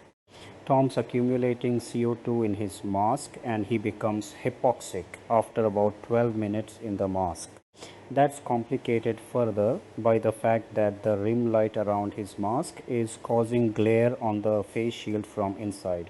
So you can see Tom, but he can't see you, nor can he see anything in the submarine that he's swimming through. While he's doing that sequence, he goes through, he rehearses by sense of feel without it rotating. He doesn't know where the torpedoes are going to be on the day. He gets a sense of where he can safely go by feel and by special awareness. He puts on the mask and my first AD says, mask is going on into my little Bluetooth headset, at which point I look at my watch and I take this bezel and I set the minute hand to whatever minutes on, knowing that in 12 minutes I have to cut. The AD is there every 2 minutes, 2 minutes in the mask. We are still moving Tom into position. 4 minutes in the mask. I know at 10 minutes, if we are not calling action, I have to stop and pull Tom out and we'll have to start the whole thing all over again. And I also know that Tom, being Tom, he's going to push himself. From my experience of Tom being on the airplane wing, where he also could only be for 12 minutes because the air is hitting him so hard from the propeller that while he's breathing, he's not actually getting oxygen. The molecules are dispersed. I got on the wing myself and experienced this firsthand. It's horrific. You are breathing, but you're not really getting oxygen and you're being pounded by winds at 140 miles an hour. And Tom knew that if he didn't get the shot in those 12 minutes, we would just have to go back to base, land, rebrief, come back and do it all over again. I've got Mary Bolding, my ID, in the helicopter with me saying 4 minutes on the wing. She's keeping track of all that.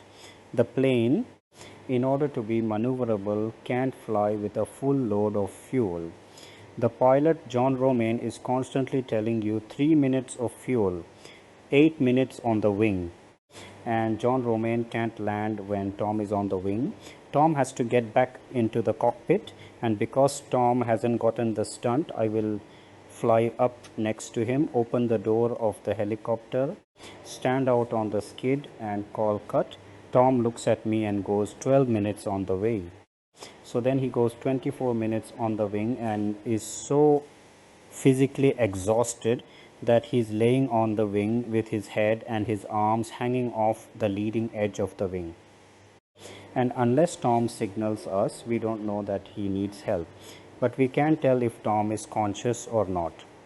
We can't tell if he isn't signaling us because he doesn't need help, or if he isn't signaling us because he's unconscious. We are waiting for him to lift his hand, but he's so exhausted he can't even do that, and the pilot is saying, I have 2 minutes of fuel and we're flying back to the FOB and waiting for Tom to get back into the cockpit so that we can land the plane. That's a snapshot of what shooting those two sequences were like. Then there's fight where he's in the missile compartment with the marine who's trying to kill him, and the marine slashes that hose and the air comes hissing out of the hose and he shoots it in Tom's face, and that's what kicks the fight off. Well, I made the mistake of asking the question, what's the hose doing for the rest of the fight? We left it on and everybody cleared the room, and immediately you saw that it filled the room with this violent vapor and everything looked really cool. We knew we were intercutting it with a house on fire, and it suddenly created a greater sense of the connection between the two environments. One small problem though, the air coming out of the hose is compressed carbon dioxide. It's CO2. I went to Tom with an iPad after I had done a camera test and I said, I wouldn't be your friend if I didn't show you this. I know this was supposed to be a break, but look at this. And Tom looked at it and he went, fuck, that looks really good. We've got to do it.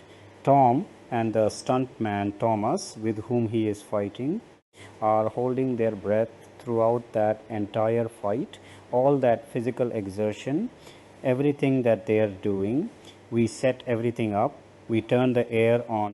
Tom holds his breath and he starts fighting, and the CO2 as it accumulates starts to freeze on the floor, and it's spitting bullets of crystallized CO2, and they're getting splinters of CO2 in their skin and in their eyes. This day that was supposed to be his break from the torpedo room. That will give you a sense of what he was going through physically. I love the idea of the film being an organic process and allowing the movie to speak to you. When you are shooting these sequences, what are you watching for, and how does that affect the design of the set pieces? We are not watching those things while we are making the movie. We've watched them so many times and absorbed them and dissected them. We are not really watching for the logistics. We are watching it for the situations that Ethan gets into and what creates humor, what creates empathy, what creates tension. The essence of action is suspense, and the essence of suspense is not creating a scenario where the audience thinks that's impossible. The truth of the matter is, you know how the movie is going to turn out. You know that if Ethan is getting in the submarine and we are an hour into the movie, you know where this sequence is going. You can presuppose the outcome of that sequence. In the first 5 minutes of any movie, you're signing a contract with the audience and you're telling them the kind of movie that it's going to be. In the case of a Mission Impossible, there are a lot of sequences that might seem scary, but you know it's going to end well just because of where we are in the timeline. But I have to create a situation where you cannot imagine how it will possibly end. That's the suspense. The other element of suspense that's free, that nobody really talks about, is if the movie is working, if movie has got you and it's affecting you, some part of you is thinking, God, I'm really having a good time, please don't mess this up, just don't blow it, I just want to enjoy the whole movie.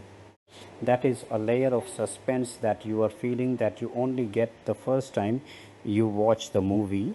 That is something of which we are acutely aware. We don't rely on spectacle. All of this action would be spectacle if you didn't care about those characters, and you only care about these characters because of the onerous amount of setup that the movie requires.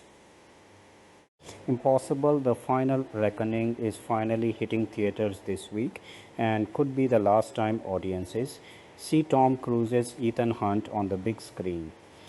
While it has not been confirmed, there's a chance The Final Reckoning will be the last Mission Impossible movie, which means that more people will likely be drawn to watch it in theaters.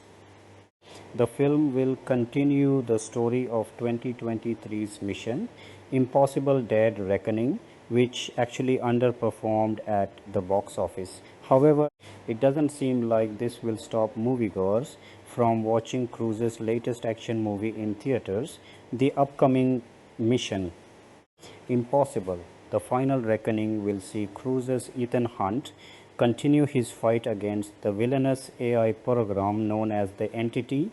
Nearly every Mission Impossible movie has been a spectacle, and it seems like that will be the case once again with the series' 8th entry, as is teased in the trailers for the film Mission Impossible 8 will include many ambitious stunts and action sequences, which will make it a great movie to watch in theaters. Therefore, here is Mission Impossible, the final reckoning's budget and how much it needs to make at the box office. Mission Impossible, the final reckoning's budget is reportedly at least 400 million mission. Impossible 8 is one of the most expensive movies ever ahead of the movie's release, Mission Impossible. The final reckoning's exact budget is not known. However, according to a recent report, Mission Impossible 8's budget is at least $400 million. This massive budget makes it one of the most expensive movies of all time. Currently, the only movies that have had budgets over $400 million are Star Wars, The Rise of Skywalker, $416 million, Jurassic World, Fallen Kingdom, $432 million, and Star Wars The Force Awakens, $447 million. Mission Impossible, the final reckoning wasn't always planned to have a budget this big.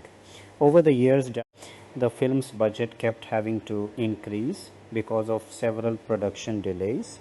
For example, production on Mission Impossible 8 had to pause multiple times because of the COVID-19 pandemic and the 2023 Hollywood strikes. Most likely, the movie was originally meant to have a budget closer to Dead Reckoning, which cost about $300 million but had to be increased due to the ambition of the project. Mission Impossible, the final reckoning's opening weekend box office projections. Mission Impossible 8 opens on Memorial Day. Weekend projections indicate that Mission Impossible, the final reckoning will have an amazing opening weekend at the box office. This is because it is being released on Memorial Day weekend in the United States, which means that domestic audiences will have more time to watch the movie in theaters. According to projections, Mission Impossible 8 will make about $80 million in its opening weekend, which means it may have the best opening of the entire franchise. Currently, 2018's Mission Impossible Fallout $61 million opening is the highest of the series. Therefore, it seems like the upcoming 8th entry is easily going to set a new record for the franchise. However, Mission Impossible, the final reckoning likely won't dominate the box office, as it is going up against Lilo and Stitch, which is projected to make $120 million in its opening weekend.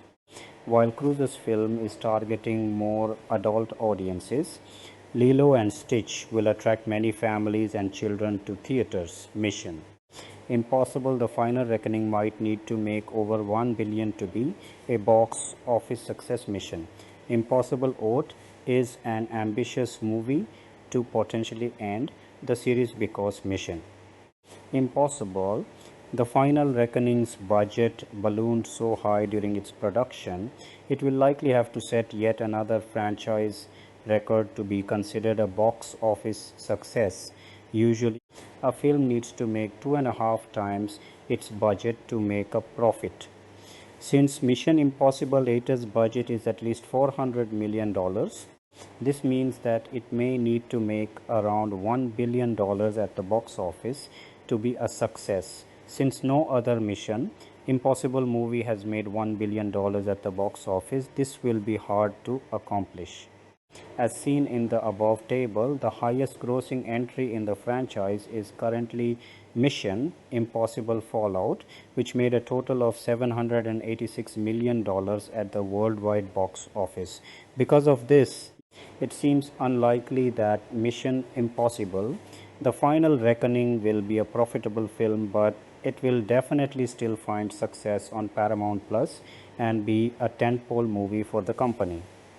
Tom Cruise's latest role as IMF agent Ethan Hunt in Mission Impossible: The Final Reckoning is hitting digital retail platforms on Aug 19 and will bow as a 4K Ultra HD Blu-ray combo pack and on DVD Aug 14 from Paramount Home Entertainment.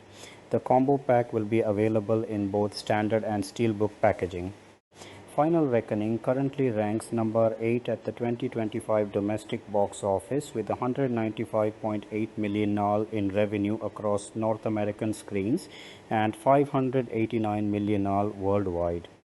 Consumers who purchase the film digitally and via packaged media will have access to behind the scenes interviews, exclusive commentary and deleted footage. Subscribe here to the free Media Play News daily newsletter. Special features include Taking Flight, in which Tom Cruise and director Christopher McQuarrie take viewers through the biplane's stunt. To the Depths, in which Cruise and McQuarrie explore details of the water tank moving gimbal, the special masks, water suits, and the rigorous planning and execution of this stunt. To the North, in which the cast and crew show how they filmed in extreme conditions to create the sequence in the high Arctic of Svalbard. Through the Mine, which explores the Middleton mine as the team highlights the risks, challenges, and practical elements to pull off this action sequence. The Score, a behind the scenes look at the original music composed for the film. A deleted footage montage with optional commentary by McQuarrie. Oliphant's River Canyon with optional commentary by McQuarrie, in which the director details the difficulties of shooting the dangerous low level flying sequence through the Oliphant's River Canyon in South Africa. Biplane Transfer with optional commentary by McQuarrie and Cruise, in which they discuss the challenges of filming the highly technical and extremely dangerous biplane transfer stunt at high altitudes. Commentary by McQuarrie and Cruise. Commentary by McQuarrie. Editor Eddie Hamilton and first assistant director Mary Bolding. Commentary by composers Max Aruj and Alfie Godfrey, and score producer Cecil Tournisac. Promo spots: Parachute Burn, showing Cruise as he earns a Guinness World Record for the most burning parachute jumps by an individual. Snorri rig camera about the unique camera setup for Cruise as he does his parachute jump. Jump flip with Cruise's epic jump and long wing following Cruise as he hangs on to the wing of the biplane mid-flight for stills galleries. Tom Cruise with biography. Christopher McQuarrie. Collaboration and supporting cast. Full disclosure, I've semi-enjoyed the previous films in the series, but TBH, they all blur in the mind. I made sure I saw the prior film Dead Reckoning. Part 1, the night before I saw this film. That helped me with the setup of FR, which jumps right off the end of the earlier film and plunges the viewer right into the action. Although who knows what Tom Cruise is planning on doing in the future with this series. There have been indications that this is the end and that it's not. This film seemed like a wrap-up, long, drawn out and overly reverential finale. I've not been engaged enough in the individual characters over the years, except for Simon Pegg, always enjoyable, even when playing serious. And I've been even less engaged with the dynamics between and among the characters. If you enjoy the characters and their interplay, then this one is for you. And there are plenty to choose from in addition to Cruise and Pegg. Of course, there is Ving Rhames, who is the emotional anchor of the film.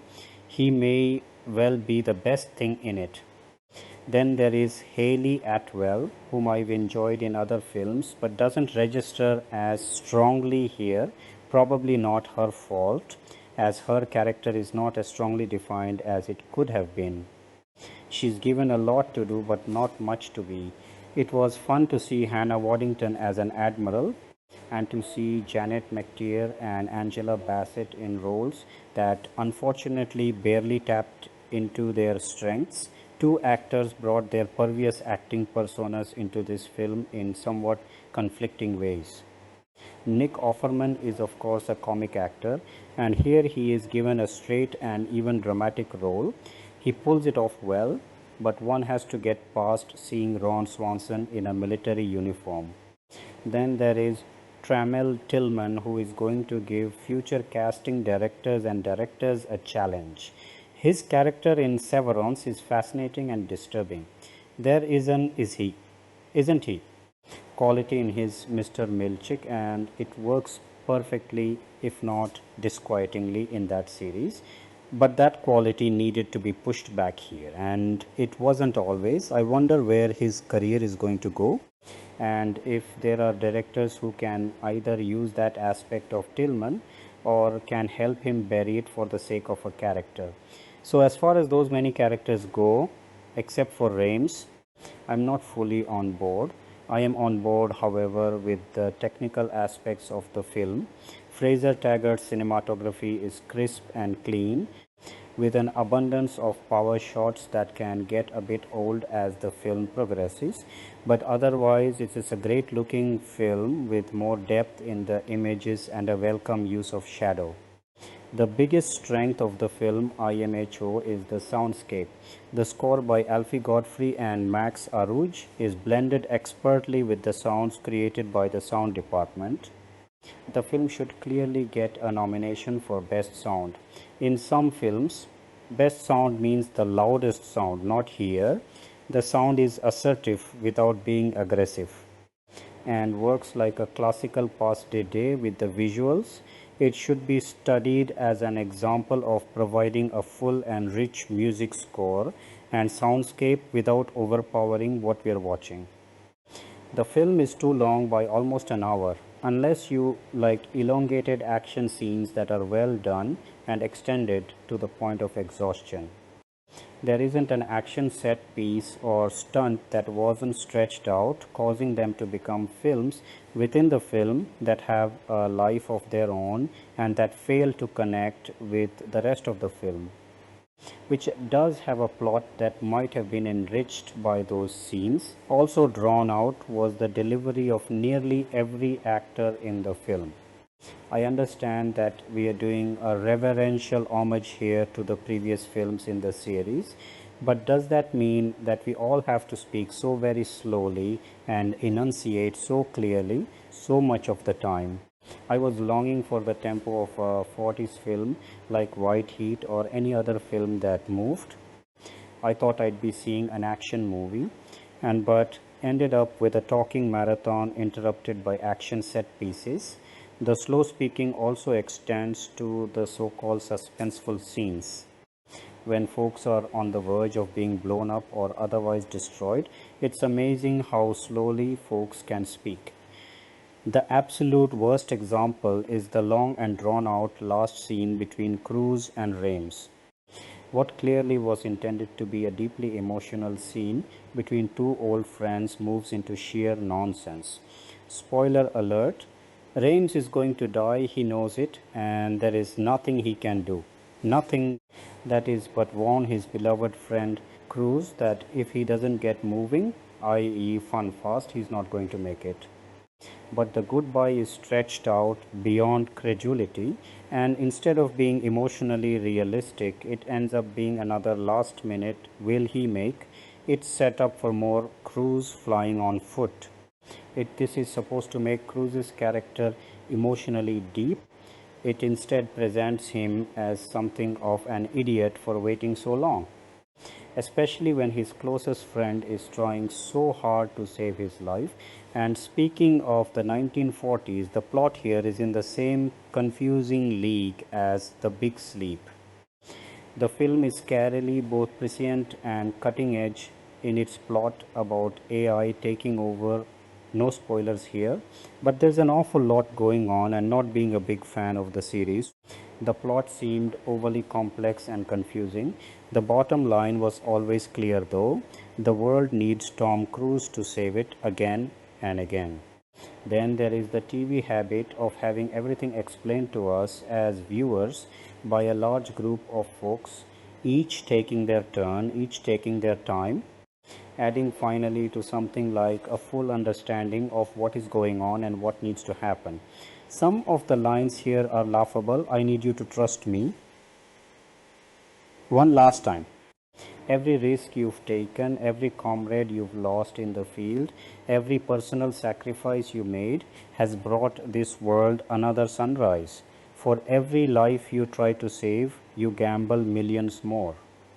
And now the fate of every living soul on earth is your responsibility. And my favorite, it's just pain. But then there was the humor around the cutting of the red wire. Well done. And you're spending too much time on the internet garnered a good laugh.